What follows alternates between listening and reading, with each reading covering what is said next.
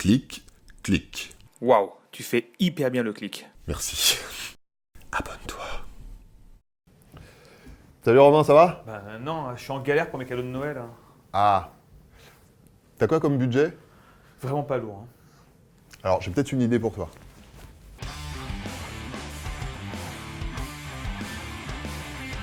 L'année dernière, au moment de Noël, je vous avais donné une idée cadeau originale, extrêmement généreuse et complètement gratuite, le don de moelle osseuse. Vous avez été très nombreuses et très nombreux à vous inscrire sur les listes, et ça c'est beau. Du coup, cette année, il faut trouver une autre idée. Et ça tombe bien, parce que j'ai une nouvelle idée cadeau pour vous, du sperme. Oui, non, mettez pas votre petit flacon sous le sapin, hein. Même joliment emballé, ça peut surprendre. Je vais vous expliquer comment ça se passe. D'abord, pourquoi donner son sperme? Enfin, à qui on le donne exactement? Et puis surtout, qu'est-ce qu'ils vont faire avec? Alors, à la surprise de personne, ça va servir à faire des bébés. Pour des gens qui ne peuvent pas en faire par leurs propres moyens.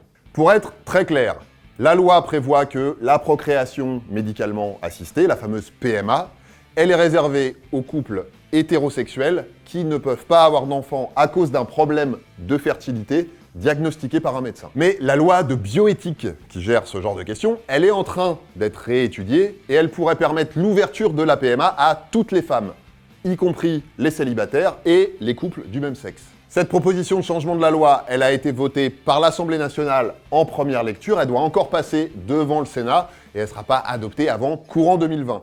Donc pour l'instant, la loi n'a pas changé. Ceci dit, dans tous les cas, donner son sperme, c'est donner la possibilité d'avoir un enfant à des gens qui peuvent pas. Et ça, c'est quand même un sacré beau cadeau. Chaque année, il y a 3000 couples qui s'inscrivent pour bénéficier d'un don, et vous vous doutez bien que si je vous en parle, c'est qu'on manque de matières premières. Accessoirement, les couples receveurs, ils peuvent demander que leur futur bébé, il ait une apparence physique le plus proche possible de la leur. Et ça peut encore rallonger les délais d'attente parce que les origines ethniques, elles sont pas toutes aussi bien représentées parmi les donneurs. Donc plus il y aura de donneurs, plus il y aura de diversité parmi les échantillons, et la diversité, c'est toujours bon. Donc, donnez. S'il vous plaît. Ok, mais bon, est-ce que tout le monde peut être donneur? Enfin, qui peut donner? Déjà, il faut être équipé du matériel nécessaire à la fabrication de spermatozoïdes. Hein, disons qu'il faut être un homme, pour simplifier. Un homme entre 18 et 45 ans, pour être précis, et un homme en bonne santé, mais ça, on va revenir dessus un petit peu plus tard. Oui, vous entendrez aussi parler de dons de gamètes. Hein, une gamète, c'est pas un petit sticker coloré qu'on colle sur un dessin moche. Une gamète, c'est une cellule reproductrice. Donc, les gamètes femelles, c'est les ovocytes, et les gamètes mâles, c'est les spermatozoïdes, et c'est de ça qu'on parle aujourd'hui. Mais bon, même avec la meilleure volonté du monde, c'est très difficile de ne donner que ces spermatozoïdes. Vous vous souvenez, le sperme, c'est un cocktail. Je vous avais donné la recette. Donc, on donne son sperme. C'est plus commode. Mais avant de voir concrètement comment on fait, il faut savoir 3 choses importantes sur le don de sperme. Le don de sperme, c'est gratuit. Je comprends que vous vous posiez la question, mais la réponse est non. On ne va pas vous payer pour votre contribution. C'est un acte de solidarité. Par contre, si vous donnez, vous payez rien, hein, bien sûr. Et on vous rembourse vos frais de transport, par exemple. Faites attention, le don de sperme sauvage, ça existe. Oui, alors c'est le don qui est sauvage, hein, pas le sperme. Ça existe, mais non seulement c'est illégal, mais en plus, ni le donneur, ni les receveurs ne sont protégés par toutes les précautions qui sont mises en place dans le cadre d'un don légal. Donc, faites pas ça. Le don de sperme, c'est volontaire. Oui, alors, ça paraît évident, mais c'est quand même bien de le dire, on ne peut pas vous forcer. Donne-moi ton sperme. Je vous jure, j'ai pas de liquide sur moi. Concrètement, ça veut dire que vous allez signer un formulaire de consentement. Et si vous êtes en couple, votre partenaire aussi. Ça va peut-être changer avec la modification de la loi, mais pour vous, ça restera indispensable. Le don de sperme, c'est anonyme. Actuellement, c'est la loi, il n'y a aucun moyen pour les enfants nés d'un don de sperme d'avoir des renseignements sur le donneur, et réciproquement. Comme on l'a vu, la loi de bioéthique, elle est en train d'être réévaluée, donc il y a des choses qui pourraient changer aussi à ce niveau-là, mais pour l'instant, ça reste anonyme. Bon, avant d'aller plus loin, je sais que vous vous posez la question, et c'est bien normal, comment ça se passe concrètement quand on donne son sperme? Mentez pas, je sais que vous vous demandez et qu'il y a plein de fantasmes autour de ça. Vous vous imaginez peut-être que c'est une machine qui fait le job. Alors, je vais pas mentir, la machine, elle existe, elle est chinoise.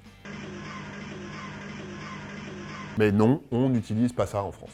On n'utilise aucune machine, en fait. C'est pas non plus un truc médical ou chirurgical, ça se fait de manière artisanale selon une technique ancestrale que tout le monde connaît. Ok, je vous vois, hein, là encore, vous vous imaginez des trucs. Mais non, c'est toujours non. Vous vous débrouillez tout seul. Enfin, pas forcément. Bon, je vous explique. D'abord, c'est pas comme pour une analyse d'urine. Vous pouvez pas faire ça chez vous et arriver avec votre petit flacon.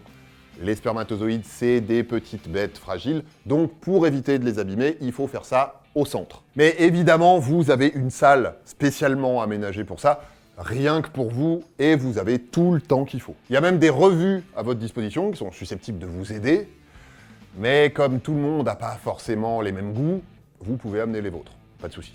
Vous pouvez même amener votre smartphone, votre iPad, etc. Hein, bon, on se comprend. Et donc vous vous débrouillez tout seul, sauf si votre conjointe ou votre conjoint veut donner un coup de main. Ça, c'est possible aussi. Bon, maintenant que vous savez tout ça et que vous êtes rassurés, pour en arriver là, qu'est-ce qu'il faut faire? Eh ben, ça se passe en plusieurs étapes. D'abord, vous prenez contact avec un centre de dons. Je vous mets le lien dans la description pour que vous puissiez trouver le plus proche de chez vous. Ensuite, on vous donne un rendez-vous au cours duquel on vous explique comment ça va se passer et on s'assure de votre consentement. C'est indispensable, le consentement, toujours.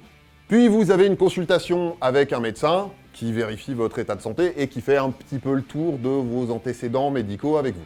On vous fait aussi quelques examens pour déterminer votre groupe sanguin et pour vérifier que vous n'avez pas de virus ou d'anomalie génétique transmissible. Si vous avez envie ou besoin ou les deux, vous pouvez discuter avec un psychologue pour faire le point sur vos motivations à devenir donneur, ce que ça représente pour vous, comment vous le vivez et tout ce que ça implique. Arrivé à ce stade, vous allez pouvoir faire un premier don qui sera analysé. En fonction des résultats, l'équipe du centre va déterminer le nombre de dons que vous aurez à faire. En général, c'est 4 ou 5. En plusieurs fois.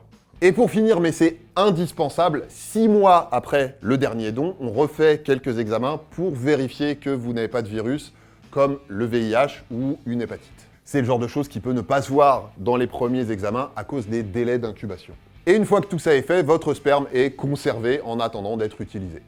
Il est congelé sous forme de paillettes. Et quand tu vas mettre des paillettes dans ma vie, Kevin? Il vous reste 2 trucs importants à savoir. D'abord, pour ceux qui n'ont pas encore eu d'enfant, vous pouvez garder un peu de paillettes de côté pour vous, pour le cas où vous auriez vous-même besoin un jour d'une PMA. On ne sait jamais ce qui peut arriver. Ensuite, vos échantillons, ils vont pas servir indéfiniment, c'est pas open bar. Hein.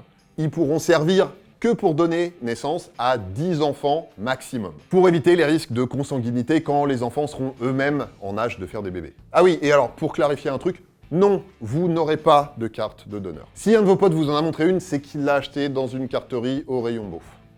Elle sert à rien. À part vous questionner sur l'humour de vos amis, éventuellement. Alors, vous allez me dire, et si je peux pas donner de spermatozoïdes, je fais comment pour Noël, moi? Eh ben, tout le monde peut pas donner, mais tout le monde peut aider. Je veux dire, sans aller jusqu'à braquer une banque de sperme pour faire un cadeau à un couple dans le besoin, on peut faire 1 ou 2 trucs qui aident. En parler autour de soi, ou faire tourner cette vidéo, ou faire tourner les liens que je vous mets dans la description, ça, c'est déjà bien. Tout ce qui pourra décider des donneurs potentiels à franchir le pas, c'est super précieux. Et puis, on peut aussi donner ses ovocytes, si on en possède.